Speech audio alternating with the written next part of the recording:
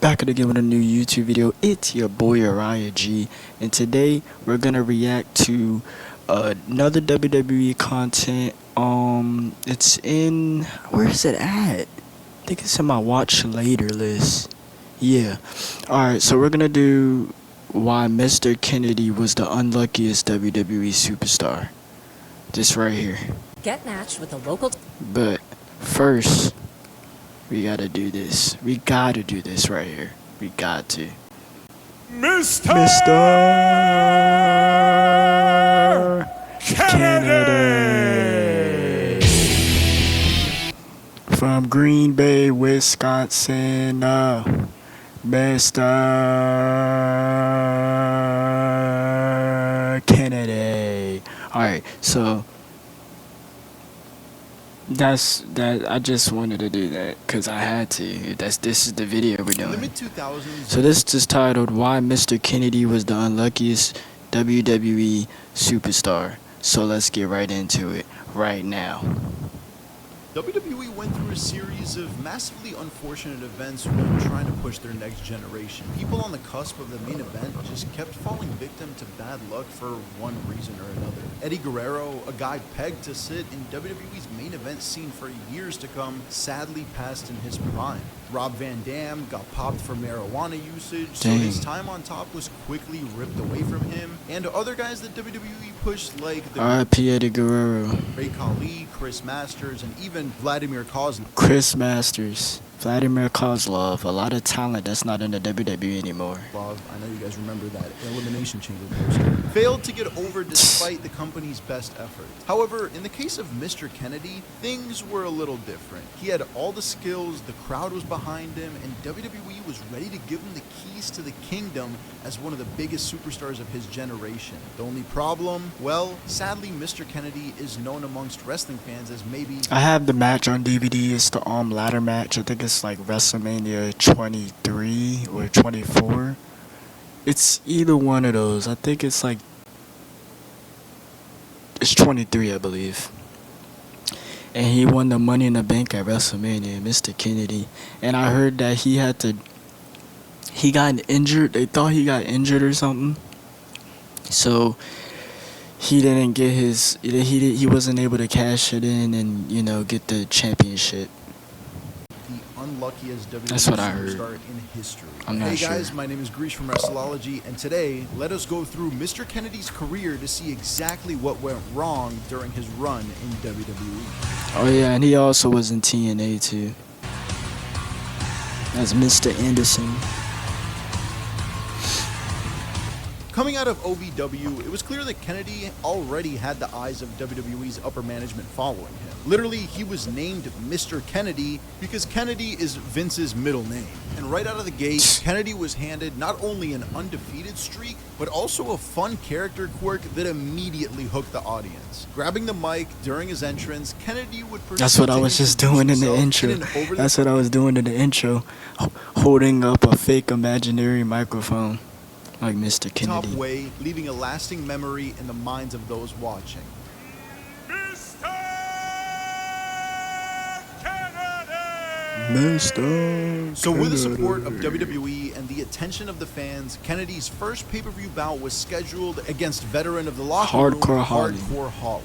There, he would pick up his first big victory at No Mercy before soon suffering his first loss to Eddie Guerrero. Despite the match setting up a potential feud between them, when he with Guerrero faked it. cheating to break the undefeated streak of Kennedy, this would sadly be the Try Cascade Platinum Plus. What an It ad. removes up to 100% Advertisements, of food bro. residue, I even don't in older care. dishwashers. Once I know everything's you're trying to get your perfectly money, organized, I'll I start know. working on my thesis. But we're trying to watch a video first here. unfortunate thing to happen during Kennedy's career. Following this bout on SmackDown, Guerrero would soon pass away with Kennedy's first loss now forever linked to Eddie's final match. Rest in peace, Eddie Guerrero. A chilling beginning for Kennedy's career for sure, with Kennedy only speaking highly of the match in the years since. Of course, it's a sad memory for Kennedy, but one that he seems to value and respect as being the last opponent of one of the greatest superstars of all time. But the bad luck would only continue for Kennedy, as during a tour in Italy, he suffered his first injury, taking him off TV for 7 months. I think this is when he won. This is what I was talking about the Money in the Bank.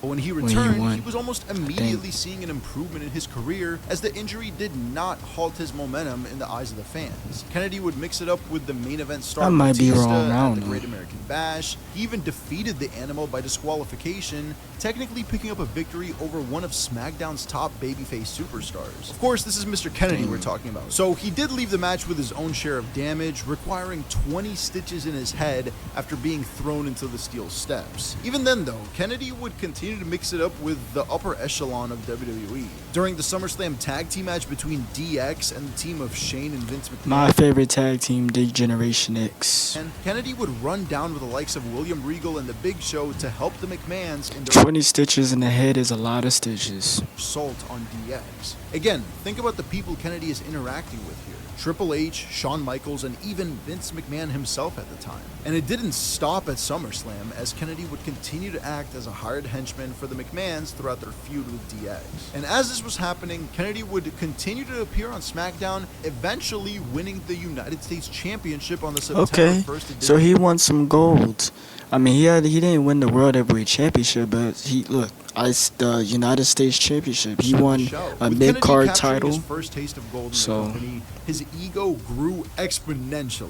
A week after winning the belt, Kennedy claimed to be above the entire SmackDown roster, saying that he's beaten the best that the blue brand has to offer. However, the fear of the dead man would quickly enter Kennedy, as a match was made between Kennedy and The Undertaker for No Mercy. After looking to actually have Taker's number, Kennedy attempted to use his United States title as a weapon, but after it was intercepted by the dead man, Taker would then slam the belt in Kennedy's face, giving him a disqualification victory. Yes, Kennedy stole a victory over yet another top SmackDown performer. Their feud would continue on Wait. for the next few months, with Taker distracting Kennedy during a title defense against Chris Benoit So Mr. in order Kennedy for beat him? Benoit to take home the gold, and this would infuriate Kennedy, who would soon find an unlikely partner in the recently debuted MVP. From there, the two would target both Taker and Kane, as the Brothers of Destruction were put up against two of the fastest rising stars on SmackDown. At Survivor Series, Kennedy would once again steal a victory over Taker. Yeah, this because time with I was about to skip over because of the blur.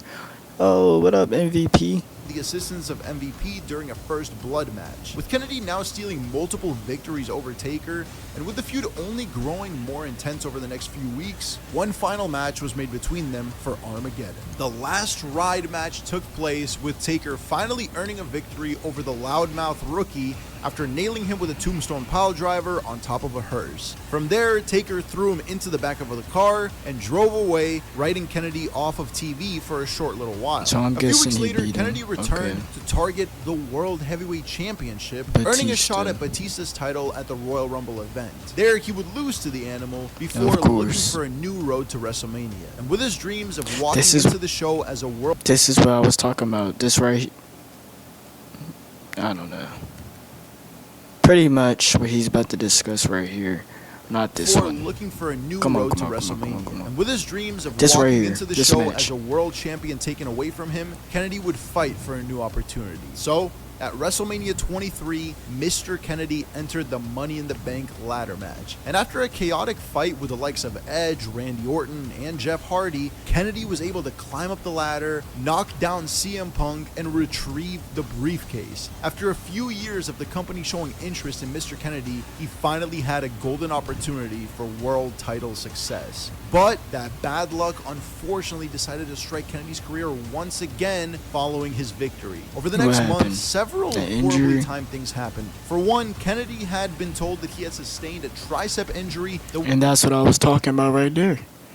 Someone told me he got injured. That's why they didn't give him the belt when he won the Money in the Bank and all of that. was set to take him out for over half a year. However, the issue with this was that the then World Heavyweight Champion, The Undertaker, was holding the title while being injured himself. So he needed to drop the title as soon as possible, pretty much. So on Raw, Kennedy was coerced into a match against Edge over the briefcase, with Edge attacking him before the bell even rang to pick up the cheap victory. That Friday, Edge cashed in on Taker to become the world champion, writing Taker off of TV as well. But after the cash-in, Kennedy once again checked in with the doctors, and after a few more tests, the injury was discovered to be a lot less serious than originally thought. And that's what I was just saying too.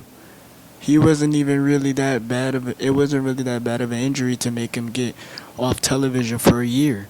It wasn't that bad. He could have still had the Money in the Bank briefcase. He would have won the championship, but hey, it happened. That's what happened, man. Thought. The recovery time went from about 5 to 7 months to more like 5 to 7 weeks. So in theory, Kennedy could have just held onto the briefcase if the doctors had discovered the misdiagnosis a little bit sooner. Unfortunately for him though, that was just a little too late. After healing back up, Kennedy would return as a new member of the Raw roster though, and there, following this devastating blow to his career, he would immediately try to get back on track by targeting Umaga's Intercontinental title. However, after failing to capture the gold at SummerSlam, another major blow to his career would take place once again. Now, bear in mind, despite his bad luck so far, WWE still had high hopes for him, specifically Mr. McMahon, who had a major storyline planned for him. On TV, it was revealed that Vince had an illegitimate son, with someone on the roster set to be revealed as the newest member of the McMahon family, and this person was going to be Mr. Kennedy. However, in another moment of bad luck, this storyline was unfolding only several weeks after the Chris Benoit incident,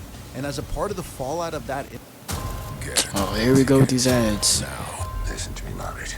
Nope, I ain't with all that. incident, WWE's wellness policy really And see, and this is probably the reason why he left WWE to go to TNA, because he probably felt like he wasn't treated right in the company.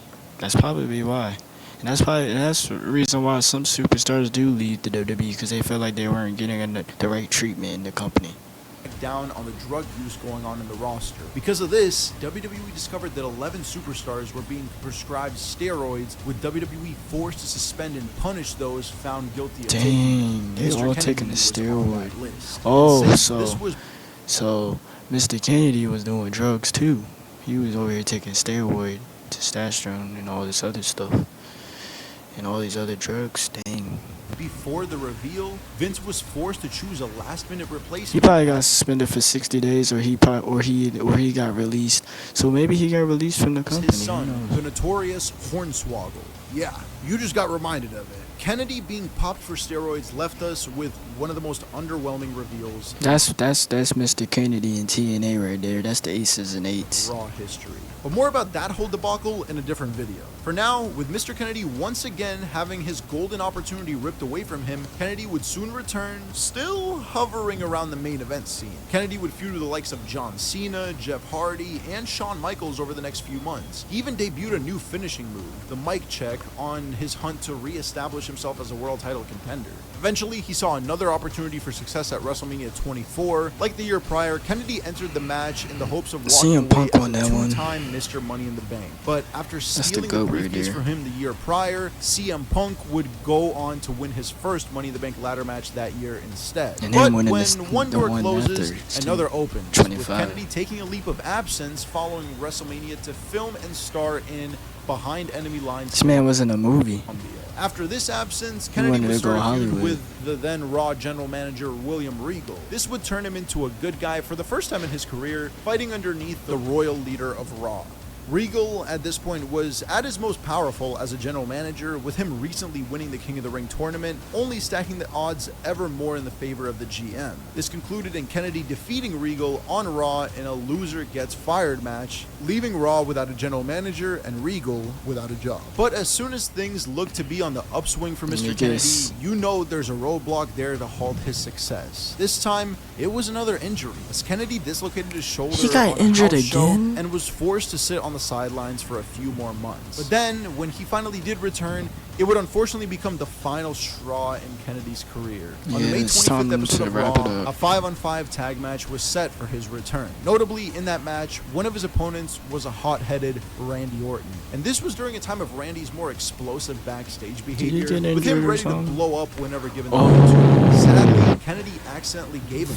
That's why Mr. Kennedy got released from the WWE, because he hurt Randy Orton's neck and Mr. McMahon wasn't going for that, so I think that's why he got released from the company.